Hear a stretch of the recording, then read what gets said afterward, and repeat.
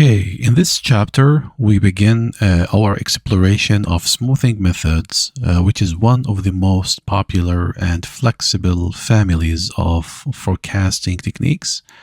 And as we said before, these methods, smoothing techniques are data-driven techniques. So before we get into specific and discuss the specific techniques, first we have to justify why smoothing is important.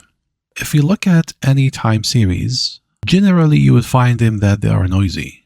And as you see from the time series that we have right now, is the values fluctuate because we have random variation. So without smoothing, it's hard to see what's really going on. So by averaging over multiple periods, we smooth out the noise. If you look at the red line, we have some kind of a smoothing of this fluctuating time series, the original one, the blue one, right? What's happening when we smooth out the noise? Because if you look, you will find that we are smoothing out the noise. What's happening? So this is going to reveal the structure of the data of the time series. What is the structure? It's going to show you the trends, seasonality, or both of them actually. So smoothing is also it's a visualization tool, but it's not all just a visualization tool. It's for forecasting actually. So it does both. So if you want to get a very simple automated and adaptive methods, we use for smoothing techniques. And it's unlike regression models, smoothing methods do not impose any formula for the trend or seasonal component. It's a data-driven, so it let the data speak for itself, right? So that makes it very special and very useful because they adapt to a new data. And we are going to begin discussing two important methods. In this lecture, I'm going to discuss only the moving averages. So we're going to talk about moving averages, then we're going to jump into the simple exponential smoothing technique in the next lecture. So both are suited well for series that do not have a trend or seasonality. So remember, these techniques, they work well for the data that does not have trend or seasonality. And the very simple explanation of the smoothing is they are actually working on the averaging the past observations. So the idea is very simple. They are working on the past observation. Remember, we have done just one technique, which is the naive method and seasonal naive, which is forecasting based on the last average, the last observation. This is the naive, seasonal, last observation from the last season. Now what we are doing, we are going to do forecasting for the future using the averages of the previous or the past observations. So both techniques, moving averages, simple exponential smoothing techniques, both of them, they assume no trend, no seasonality, and both of them, they work on the averaging the previous observations, okay? So now we are going to jump into the moving averages. And you can see that from the graph, this is the ridership. We are going to do this exactly in the next lecture. And the ridership, we have the ridership data. We know that if you look at the time series, you can see that, we've got some pattern. We got some seasonality because we have highs, troughs, like they are repeating. It's repeating cycles like every year we have seasons. Also, the trend seems to us like a parabolic, it's like a second degree behavior. However, it's not very clear. So what we do, we want to smooth this. Fluctuating, okay? So let's speak first about the moving average. Then we are going to speak specifically about this example, the Amtrak ridership. So the moving average, how does the moving average happen? We are like placing a sliding window over the series and just averaging the value inside that window. That's it. As the window moves, we generate a series of averages that are smoother than the original. And we will be talking about two versions of this moving average. The first one, we call it centered moving average, and this is very useful for the visualizations. And the second one is the trailing moving average technique. The trailing moving average is good for forecasting. And what's the difference? The difference comes down to how we place the averaging window relative to the current time period, okay? So The first one is the centered moving average. So in the centered moving average, we take a symmetric window, and this window is going to be symmetric around each time point. If you look at this, this is a very simple example about having the centered moving average. What's happening? Suppose that you care about this time point.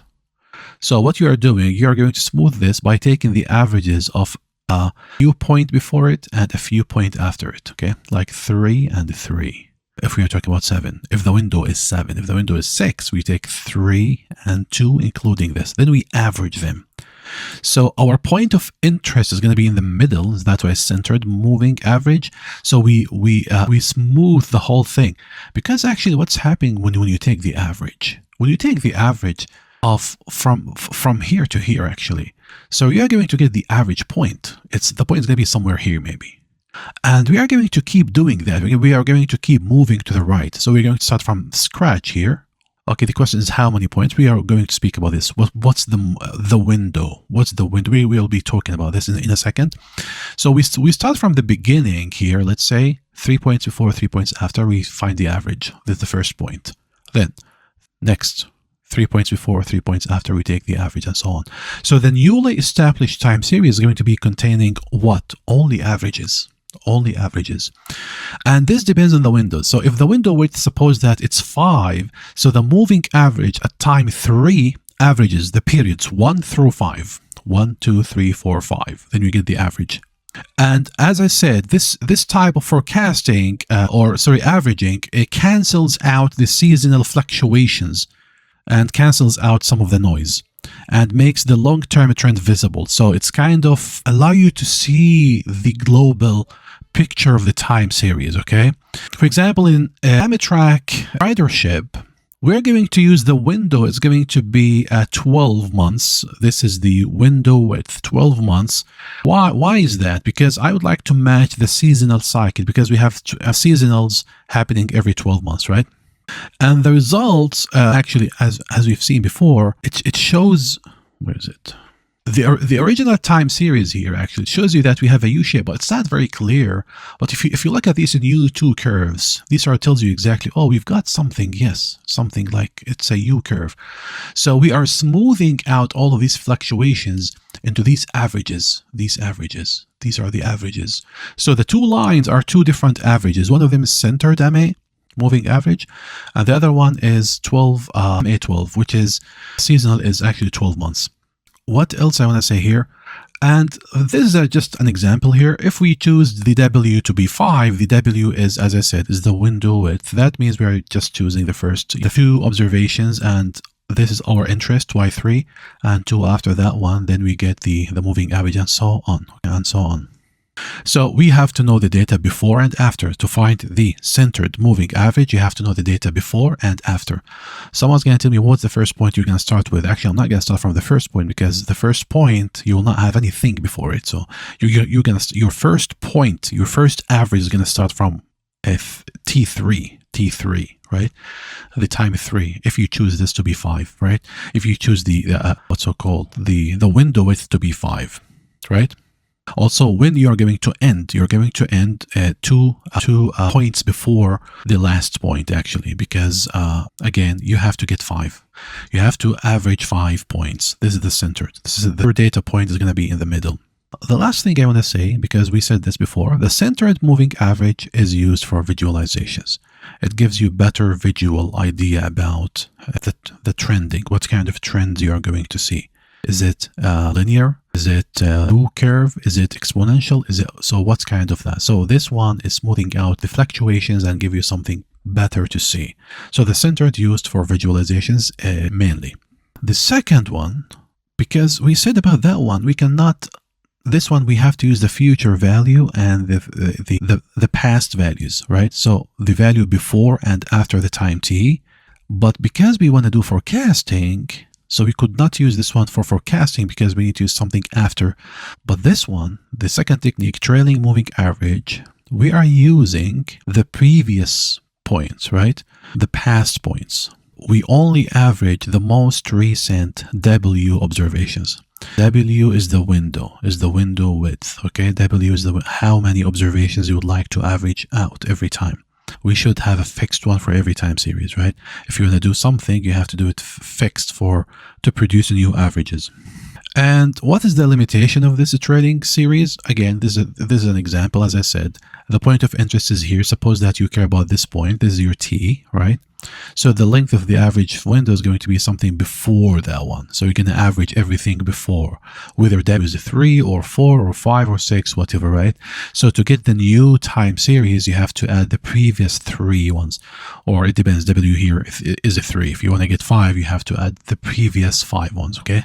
To get the new data, the new point, the new observation, or the forecasted one. This trailing moving average works with what's so called the forecasting, because suppose that this is your last, this is for today. Suppose that this is today. I'm going to talk about seconds here, but forget. So suppose that these are the days and this is your last observation, and your window width is a 3, and you'd like to tell me what is the expected forecasted point tomorrow. So what you have to do using a trailing moving average is just finding the average of the last 3 points. Today, yesterday, the day before. So 3 points, you average them, you tell me, oh, we are expecting to have this sales tomorrow. Okay. So that's why trailing moving average work as a tool of forecasting. Remember, the naive just take the last one. It tells you just the last one. This is, for example, 50. So tomorrow is going to be 50. But the moving average, trailing one, it doesn't tell you 50, it's going to tell you the average. Oh, there's going to be 50 plus this plus that, divide by 3, we get the thing, right? We get the forecasted point. Does that make sense? Okay.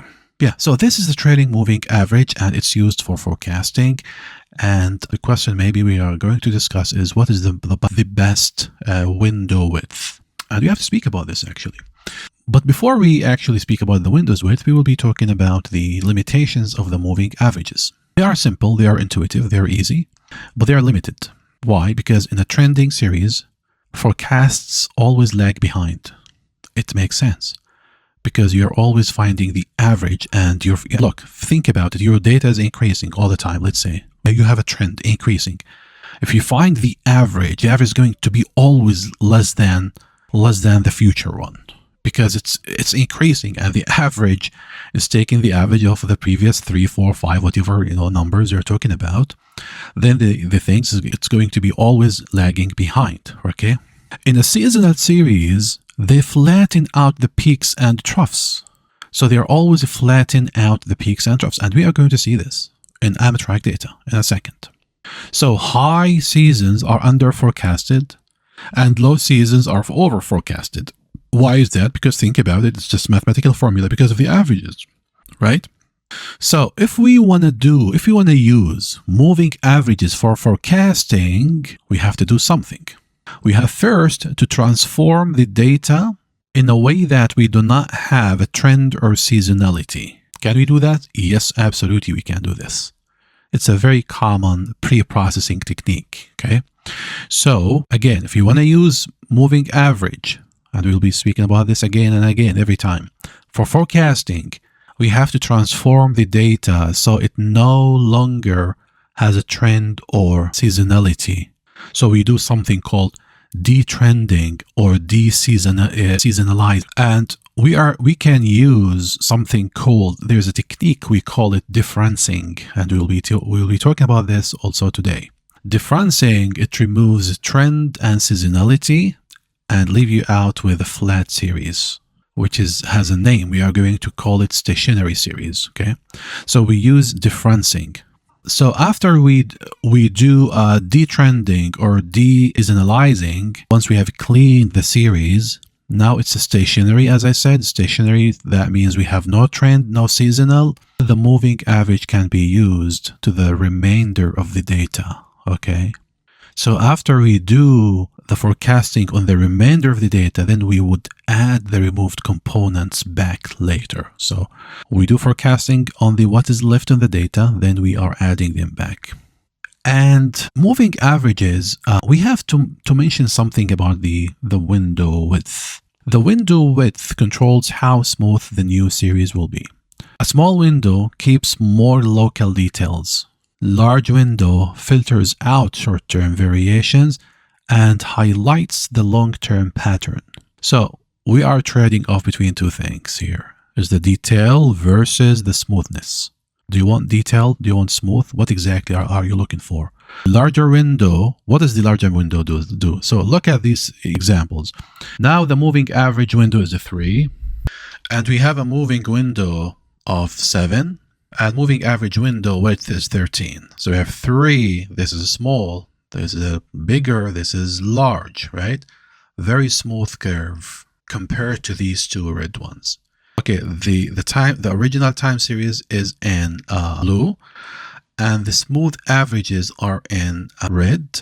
And look at when you have 3 small, it's relatively small, so we still have that fluctuating red curve, so it gives you details. We have more detailed, so it's very close to the original one actually, right? So it's very close to the original one. The other one, the bigger one, so this gives you detailed stuff. Look at this here, this portion compared to this portion, compared to this one. So larger moving average window width give you global and smoother curve. So we know that, oh, this is down, up, down.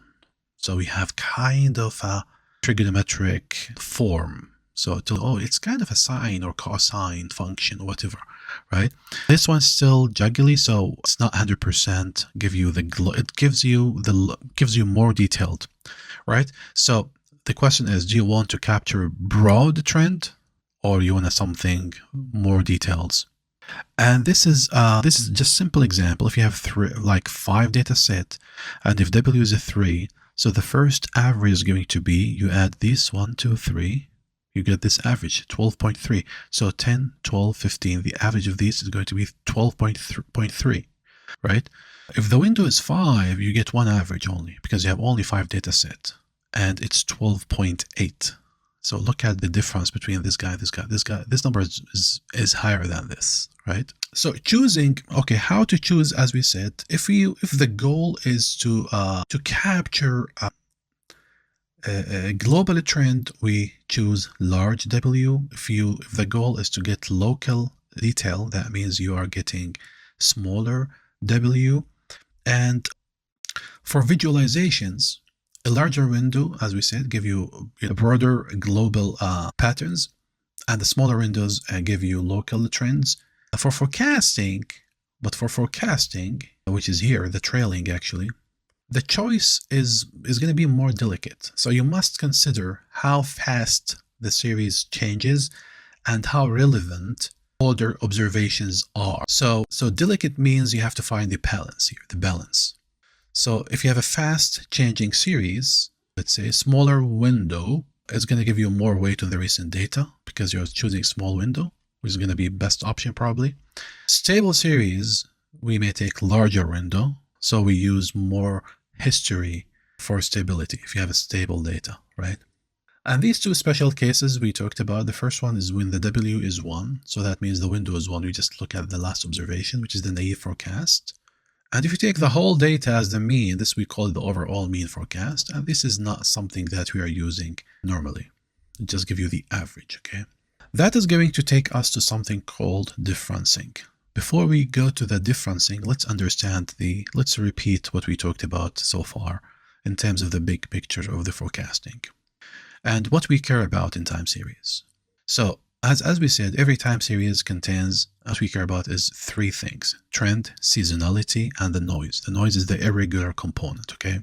What is the trend? We said this multiple times. The trend is the long-term direction. Is it up, down, U-shaped, logarithmic, trig, whatever? We have to look at that one. Seasonality is the repeating cycles. Are we having monthly cycles, or monthly seasonal, or quarterly, hourly, weekly, whatever, right? Then we have the irregular component, okay?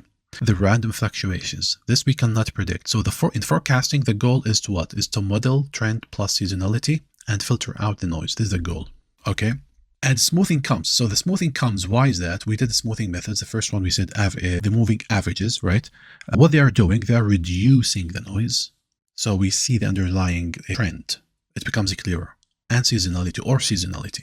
right? So the centered moving average, they cancels out seasonality and shows the trend. For the trailing moving average, they produce smoothed forecast or estimates by smoothing recent values. Then there's something comes called differencing now. And we mentioned differencing 2-3 slides before. So the moving averages, first, they are about kind of getting out the noise and reducing the noise or removing the noise or suppressing the noise, okay? And sometimes seasonality to show or to highlight the trend. Now, differencing. Differencing is another way to deal or to handle the trend and seasonality. So we either smoothing out the trend and seasonality using the smoothing techniques like moving averages. Smoothing out means what? Remove them from the series, or actually removing them. So we either smoothing them or remove them. So we either smoothing them or removing them. How to smooth out the trend and seasonality? By moving averages. Moving averages or a simple exponential method, okay? Or remove them. Okay, do we or can we remove the trend and seasonality from the data? Yes, differencing. So differencing is not smoothing the noise, it's transforming the series so we have no trend, no seasonality. Why is that? It makes it very easier for us to do some modeling using some techniques. Some techniques, you have to have a stationary data, no trends, no seasonal, then we can do modeling. Someone's going to tell me, okay, so what?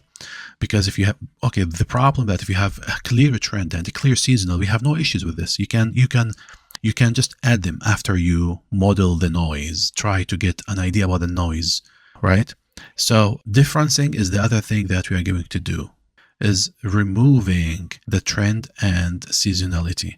And we are going to speak about lag 1 differencing, lag 12 differencing, and lag 6, whatever. So again, what is the relationship between smoothing and differencing? Both of them are pre-processing techniques or tools. We use them to make our series more predictable, we can say. Yes. So what is differencing? As we said, sometimes the time series contains both long-term and repeating seasonal pattern. And if you want just to focus on the noise, the unpredictable component, we need to remove these systematic structures, the trend and seasonals, right? Which is, we are going to replace the whole data set with the differences. So we're going to produce new things, a new time series that contains the differences between the observations. Okay, so it's a new series. So we are going to work on a new series. The new series is going to be more stationary and easier to forecast. And as we said, the differencing is actually taking the difference between observations. And lag 1, for example, is the difference, is the first difference, is finding the difference between the first observation and the previous one. We're going to call it the first one, the first difference, y prime 1. Then the second one, y2, is going to be the 2 minus the 1, 3 is the 3 minus the 2, and so on.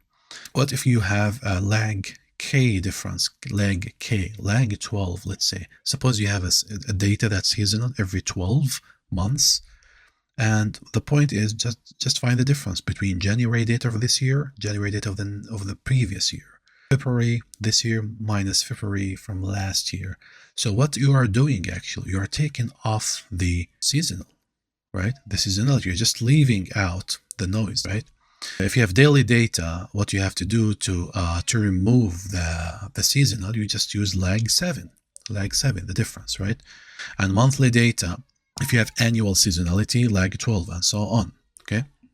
And this is example, and we are going to do this in R to see the exact code for this and how we find the differencing. We are going to detrending and de-seasonalizing of this data. So look at this now. This is the ridership, and we would like to do differencing. Again, why we are doing differencing? Because we are going to use some techniques to model the time series. We are not going to do the moving. We are not going to do the. We did the smoothing. We did the moving average visualization centered one to see what kind of trend we have. But now the goal is what? The goal is to do differencing to make the data stationary. Okay. Now look at lag 1. This is ridership. Lag 1 is just differencing. I'm going to take every single 2 adjacent points, find the difference, place it here. 2 adjacent points, find the difference, and so on. So it's removed the trend. Lag 1 differencing, generally speaking, it removes the linear trend. Someone's going to tell me, oh, this is not linear. This is a U-shaped trend. That's okay, but generally speaking, it removes the trend, linear trend. In this case, it was able to remove the trend, actually.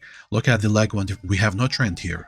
No trend. It's just straight. There's nothing goes up or down, etc., right? But still, we have what? We have seasonal. Look at the peaks, troughs every 12 months. So what to do is actually find lag 12 difference. If you find lag 12 difference, look what we have removed. We have removed the seasonals. So this data set contains no seasonals. Someone's going to tell me, okay, we remove this from here, from here. No, from here, actually. So if you did lag 1 differencing, we get this guy. If you did lag 12 differencing, we get this guy. So again, what kind of data you're getting here is the differences. Look at the y-axis. Is the differences, okay? There's the real data, riderships, 1500, 1500, and so on. Here we have the differences. So sometimes we're going to get negative because you're subtracting small minus large, right? So here we do have lag 12 difference, and we actually removed most of the seasonal. Now, what if we do twice? What if we have a ridership, we get lag 12, then we get lag 1 differences? What kind of data are we going to get? Here we go. This is the one. Twice differenced. So we have the difference data, 12 first. So we subtracted 12, and we will be seeing the data in R. So we have a data set, a new data set. We have the graphs here of this data set. After that, what we did with this data, we found the lag 1 differences. So between every adjacent 2 values, we just find the difference, find the difference. So we smooth out kind of the trend. We still have some trend here. It's not very clear. But just to remove it, to make it stationary like this, we just used lag 1. So look at this. We don't have a seasonal. This is a fluctuation. They are not equal. They are not multiplicative of each other, seasonality here. But these guys, it's clear that you have seasonals. Peaks, same troughs almost. Here's no, actually. So we have this guy. So what we did detrending, and we removed the seasonality. Okay. To remove the seasonality, we use lag M differencing, which is removing the seasonal cycles. Okay. So now the result, as we said, we have no trend and no seasonality. The last point I'm going to mention in this recording, that one strength of the differencing is that it does not assume any specific global trend shape.